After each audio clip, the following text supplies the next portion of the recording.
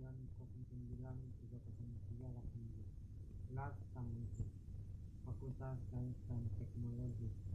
Pada kesempatan ini saya ingin mewawancarai narasumber, yaitu salah satu masyarakat sekitar sini yang merupakan sarjana teknik desain Kolaka yang bernama Musik Sukses. Semoga bisa menjawab pertanyaan yang saya ajukan. Pertanyaan pertama saya, apakah di wilayah Kecamatan Natambaga ada potensi tambang? Jadi kalau kita berbicara persoalan potensi di Kecamatan Tambaga ini, sesuai data yang dimiliki oleh pemerintah kita, ada 3 potensi tambang yang tercatat di daerah di Pemda itu, yang pernah dipetakan di Kabupaten Kolaka. Yang pertama ada Batuan Sabak. Batuan Sabak itu dia salah satu potensi tambang. Kenapa dikatakan potensi? Karena dia bisa bernilai ekonomis, pengguna atau manfaatannya banyak sebenarnya. Mungkin saudara lebih paham lebih dalam itu Batuan Sabak dia bermanfaat untuk apa. Yang jelasnya dia adalah salah satu potensi tambang di Kecamatan Tambaga. Terus yang kedua ada potensi emas. Mungkin kita sama-sama pernah dengar, pernah ramai di daerah Ulunggolaka itu, orang pada berdatangan pergi mencari emas. Itu di daerah Ulunggolaka memang benar bahwa di sana ada potensi emas. Gitu. Hanya saja belum dilakukan pengelolaan dengan baik oleh pemerintah, sehingga yang melakukan pengelolaan masyarakat itu sendiri dengan cara konvensional. Alhasil dihentikan oleh pemerintah dengan alasan merusak lingkungan. Karena di sana juga potensi selain tambang ada, gitu.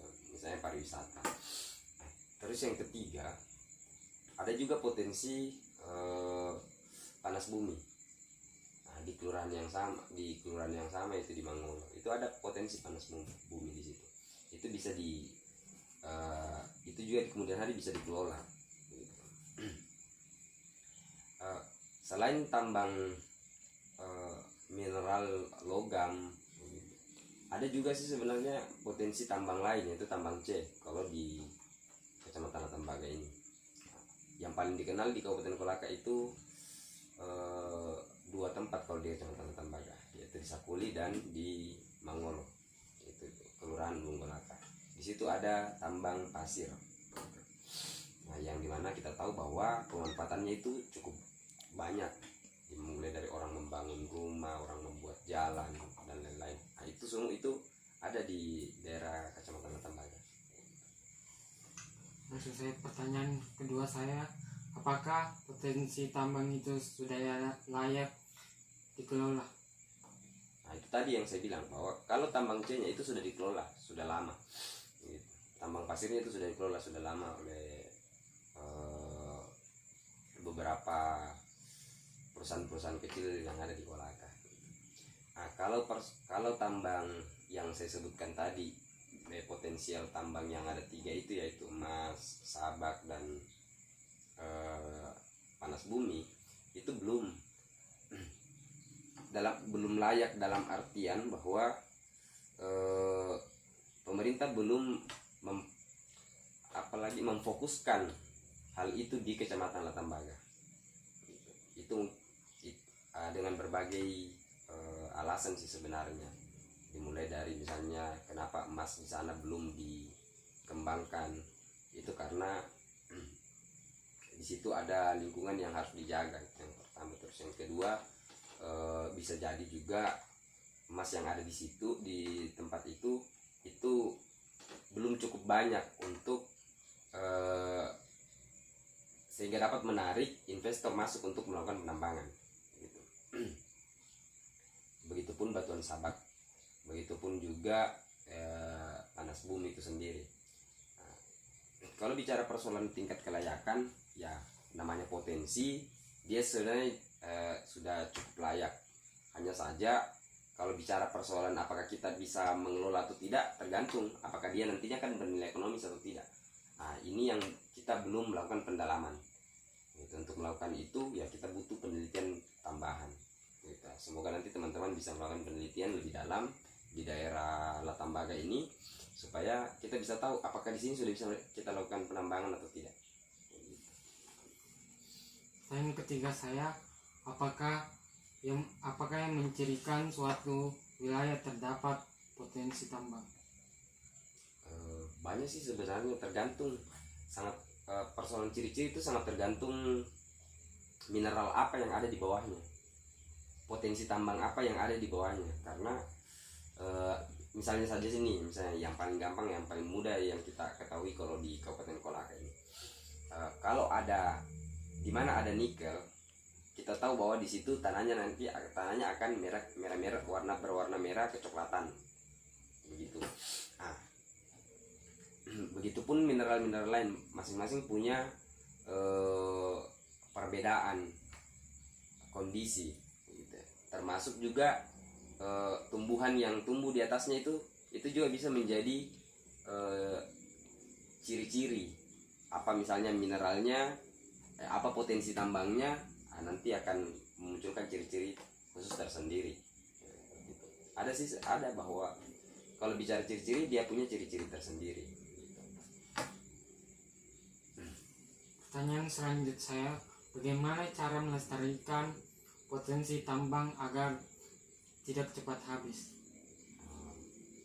Yang itu kalau dalam pertambangan, bagaimana kemudian tambang itu tidak cepat habis mineral yang kita tambang. Yang paling pertama yang harus dilakukan adalah hadirkan smelter, hadirkan pabrik. Nah, karena dengan adanya pabrik kita tidak akan menjual bahan mentah. Kalau dalam istilah tambang mineral logam itu biasa kita sebut dengan ore misalnya. Nah, agar tanah kita ini atau cadangan kita ini bisa lama kita nikmati, maka hadirkan pabriknya supaya nanti begini, para penambang itu hanya mengambil sesuai dengan kebutuhan pabriknya. Dan tidak mesti menjual banyak supaya dapat penghasilan besar, karena dengan adanya pabrik dia akan menambah nilai dari bahan yang kita tambang. Itu salah satu cara untuk memperlambat habisnya potensi-potensi tambang atau habisnya mineral-mineral yang siap tambang. Dengan menumbuhkan smelter atau menumbuhkan alat produksi agar bahan mentah ini bisa menjadi bahan yang setengah jadi, dan setelah itu baru kita lakukan penjualan. Dan kalau bisa sih sebenarnya jangan hanya sekedar setengah jadi, bahan jadi baru kita lakukan penjualan. Tidak seperti hari ini yang terjadi. Sekarang ini kita lihat misalnya di Pomala maupun di Wolo itu rata-rata menjualnya tanah, nambang, nanti ornya sudah numpuk jual, tumpuk or jual gitu. Hanya satu perusahaan yang ada di Kolaka ini yang melakukan pengolahan, yaitu cuma Antam. Itu pun Antam juga tidak seberapa gitu. Jadi harusnya yang perlu dipikirkan oleh pemerintah untuk supaya kita punya potensi tambang ini tidak cepat habis, yaitu bagaimana menumbuhkan pabrik yang bisa mengelola bahan-bahan yang kita tambang supaya dia bisa meningkatkan nilai tambah. Ketika nilai tambahnya meningkat, maka pastilah kita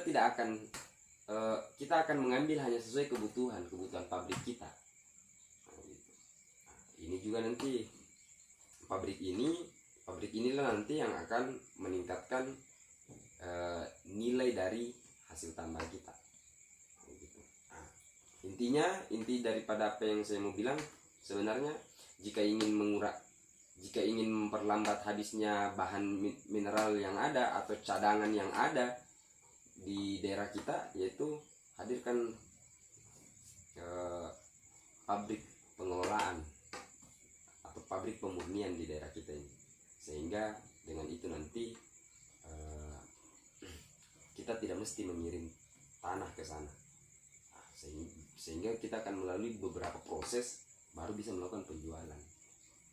Nah, ini hal itu yang pertama. Nah, ada juga sih sebenarnya yang kedua, yaitu bagaimana kemudian pemerintah nantinya itu tidak asal-asalan dalam mengeluarkan izin usaha pertambangan. Nah, pemerintah harus betul-betul melakukan penjaringan bahwa yang akan mendapatkan izin usaha pertambangan itu hanyalah mereka yang betul-betul layak dan siap untuk membangun smelter. Siap dalam artian mereka punya kekuatan dana, mereka punya kekuatan modal. Jangan hanya sekedar siap. Kalau hanya berkata siap, kita semua bisa melakukan itu. Tapi bagaimana kemudian kita bisa melaksanakan sangat tergantung apakah kita punya kekuatan dana atau tidak.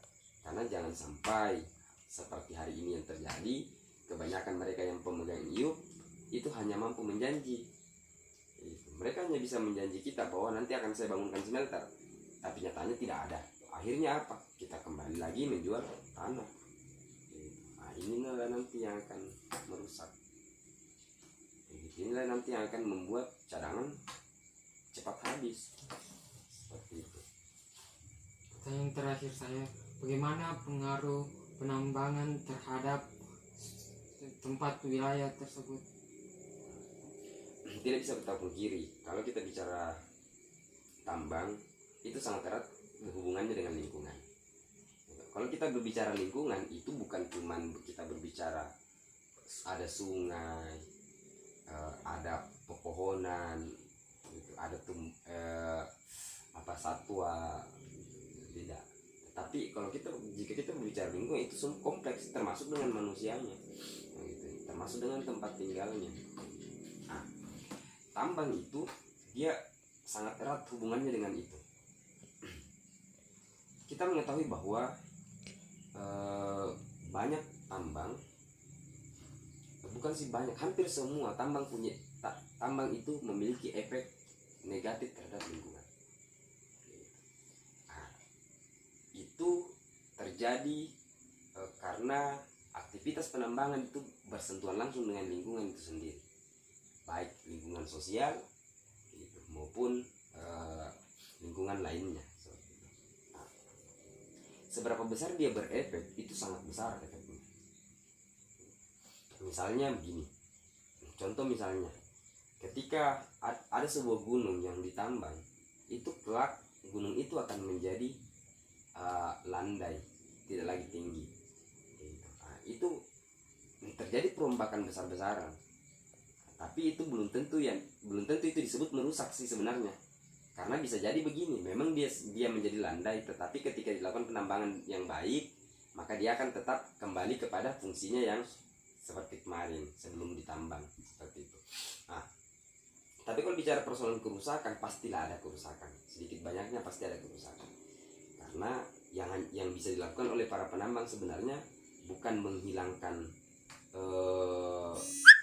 kerusakan yang terjadi, bukan, tetapi bagaimana kemudian kita melakukan penambangan dan mengurangi dampak negatifnya sekecil-kecilnya. Gitu. Kita melakukan pemangkasan, seperti itu yang harus dilakukan oleh penambang. Nah, terkait persoalan lingkungan. Kalau persoalan sosial dan sosial ekonomi itu juga sangat berefek. Nah, karena dengan hadirnya tambang, maka mata pencarian masyarakat itu akan semakin bertambah. Kayak gitu, penghasilan masyarakat akan bertambah. Para pemuda-pemuda yang ada di sekitaran tambang itu akan mulai bekerja. Masyarakat akan memiliki penghasilan, dengan itu nantinya roda ekonomi akan berputar. Kayak gitu. Nah, sebenarnya jika penambangan dikelola dengan baik, itu akan menciptakan lingkungan yang baik pula. Gitu. Karena di tambang itu ada yang disebut misalnya ada yang disebut apalagi nih tanggung jawab sosial perusahaan, itu CSR. Ada yang disebut CSR. Nah, ini berkenaan bagaimana kemudian para pelaku tambang ini bertanggung jawab terhadap tatanan sosial yang ada di masyarakat sekitar tambang. Gitu. Dia bertanggung jawab terhadap ekonominya, pendidikannya, kesehatannya. Itu jika dikelola dengan baik. Nah, gitu. Hanya saja lagi-lagi mungkin kita selalu akan mengambil contoh apa yang terjadi hari ini, gitu. Dimana para pelaku tambang kebanyakan itu tidak merespon lingkungan, nah, gitu, dengan baik. Justru mereka yang membuat lingkungan semakin hancur. Begitu, masyarakat, sosial masyarakat juga semakin hancur, ekonomi masyarakat juga semakin hancur. Nah, ada yang kayak begitu. Nah, itulah tambang-tambang yang dikelola dengan tidak baik. Karena pada dasarnya sih sebenarnya dalam konsepnya ada yang kita sebut dengan good mining practice, kan? Nah, harusnya para pelaku tambang melakukan itu agar lingkungan bisa terjaga. Nah, seperti itu. Masyarakatnya juga terjaga. Itu anak-anak bisa sekolah. Gitu.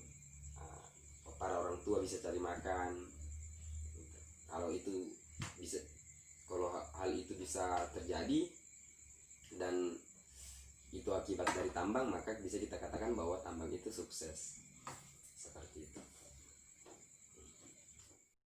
Sebelum saya tutup, saya mau bertanya, menurut pendapat Anda, apakah kita sepakat jika daerah kita ini dilakukan penambangan? Daerah kita yang maksudnya inilah tembaga. Kalau saya secara pribadi, saya setuju.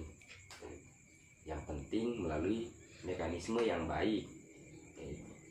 Jangan kemudian tahu-taunya sudah muncul penambang, kita masyarakat itu tidak tahu. Nanti kita tahu bahwa ketika hal itu sudah orang sudah melakukan penambangan, nah, itu tidak bisa. Tetapi kalau itu secara prosedural mereka sudah melaksanakannya, pemerintah juga secara transparan memberikan kami pengetahuan dari masyarakat, ya tidak ada alasan untuk melakukan penolakan.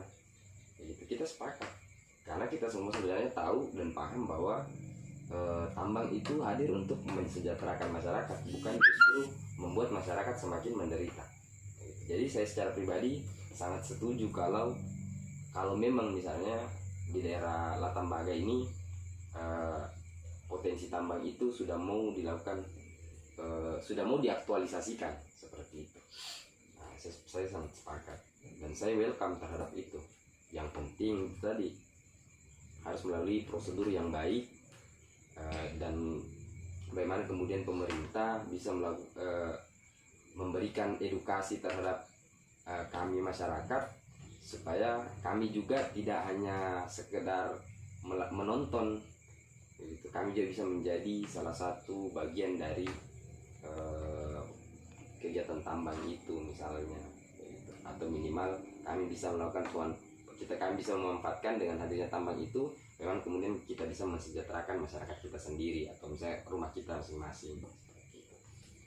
Itu kalau Terima kasih karena sudah berbagi informasi. Semoga kita dapat berjumpa kembali di lain waktu. Sekian dan terima kasih. Assalamualaikum Assalamualaikum warahmatullahi wabarakatuh.